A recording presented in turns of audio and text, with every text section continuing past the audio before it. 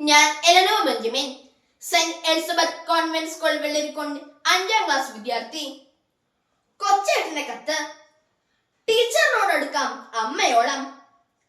പ്രിയ DCL കൂട്ടുകാരെ, മനസ്സു നിറയെ മറ്റുള്ളവർക്കായി പകർന്നു നൽകാൻ സ്നേഹം മാത്രം നിറച്ച് യാത്ര തുടങ്ങിയതായിരുന്നു സിസ്റ്റർ ഹേസ്ലെറ്റ് SD എന്ന അധ്യാപികയായി വിരമിച്ച സന്യാസിനി. എന്നാൽ ഡ്രൈവർ സ്വിച്ചിട്ട് അടയ്ക്കേണ്ട ബസിന്റെ ഓട്ടോമാറ്റിക് വാതിൽ അടയ്ക്കാതെ വേഗത്തിൽ മുന്നോട്ട് പോയ ബസ്സിൽ നിന്ന് സിസ്റ്റർ റോഡിലേക്ക് തെറിച്ചു വീണ് ഗുരുതര പരിക്കുകളെ അതിജീവിക്കാനാകാതെ നമ്മോട് വിട പറഞ്ഞു. കോതമംഗലം കോഴിപ്പള്ളിയിൽ വച്ചുണ്ടായ അപകടത്തിലാണ് ഇക്കഴിഞ്ഞ വർഷം ഊന്നുകൽ ലിറ്റിൽ ഫ്ലവർ ഹൈസ്കൂളിൽ നിന്ന് വിരമിച്ച് നിരവധി മേഖലകളിൽ സജീവ ശുശ്രൂഷ ചെയ്തു വന്ന നല്ല അധ്യാപികയായ സിസ്റ്ററിന് ഇന്നലെ ജീവൻ നഷ്ടമായത്.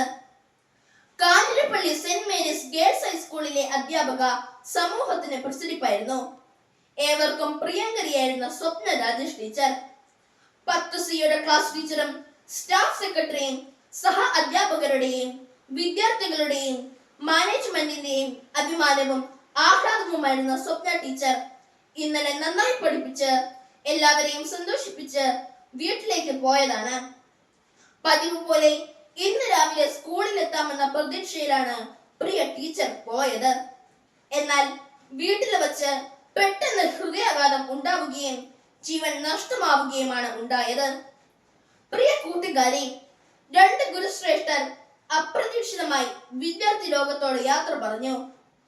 ഹെസ്ലറ്റ് സിസ്റ്ററിന്റെയും സ്വപ്ന ടീച്ചറിന്റെയും വിദ്യാർത്ഥികൾ മൃതദേഹ പേടകങ്ങൾക്കരികിലൂടെ വിങ്ങിക്കറിഞ്ഞു നീങ്ങുന്നത് കണ്ടു.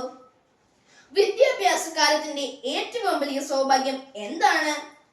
ഫുൾ A+ വാങ്ങുന്നതോ കലാതിലകമോ പ്രതിഭയോ ആകുന്നതോ ആണോ? സമ്മാനങ്ങൾ ഒന്നും കിട്ടുന്നില്ലെങ്കിലും താൻ ബഹുമാനിക്കുന്ന അധ്യാപകരുടെ പ്രീതിയും വാത്സല്യവും തന്നോടൊപ്പമുണ്ട് എന്ന ഓരോ വിദ്യാർത്ഥിയുടെയും ആത്മവിശ്വാസവും ഉള്ളിലെ അഭിമാനവുമല്ലേ ഏറ്റവും വലിയ സൗഭാഗ്യം? തീർച്ചയായും അതെ. അതിന് ആത്മാർത്ഥതയും സത്യസന്ധതയും ഉണ്ടായാൽ മതി. അധ്യാപകരോട് എത്രമാത്രം അടുപ്പമാകാം? അമ്മയോളം അച്ഛനോളം എന്നേ ഉത്തരമുള്ളൂ. നമ്മുടെ ഭാരതീയ ദർശനത്തിൽ മാതാവും പിതാവും ഗുരുവും ദേവതുല്യരാണ്. ഗുരുദേവോ ഭവ എന്ന് തന്നെയാണ് നമ്മുടെ പ്രമാണം. ദേവതുല്യമാണ് ഗുരുസ്ഥാനം.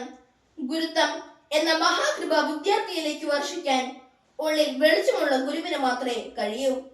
അതിനാൽ നമ്മുടെ എല്ലാ അധ്യാപകരെയും നമുക്ക് അങ്ങേയറ്റം ആദരിക്കാൻ ഒട്ടും ബാക്കി വെക്കരുത്.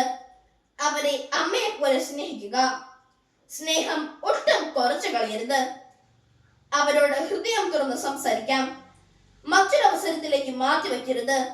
പിന്നീട് അവസരം കിട്ടിയെന്ന് വരില്ല.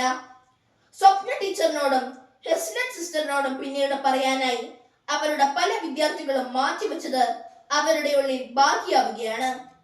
നമുക്ക് ഇന്ന് തന്നെ സ്നേഹാദരവുകളോടെ പുഞ്ചിരി മഞ്ചരികളുമായി നമ്മുടെ അധ്യാപകരുടെ മനസ്സിൽ ശിഷ്യവസന്തം തീർക്കാം. അമ്മയോളം അടുക്കാം. അനുഗ്രഹീതരാകാം. ആശംസകളോടെ സ്വന്തം കൊച്ചേട്ടൻ.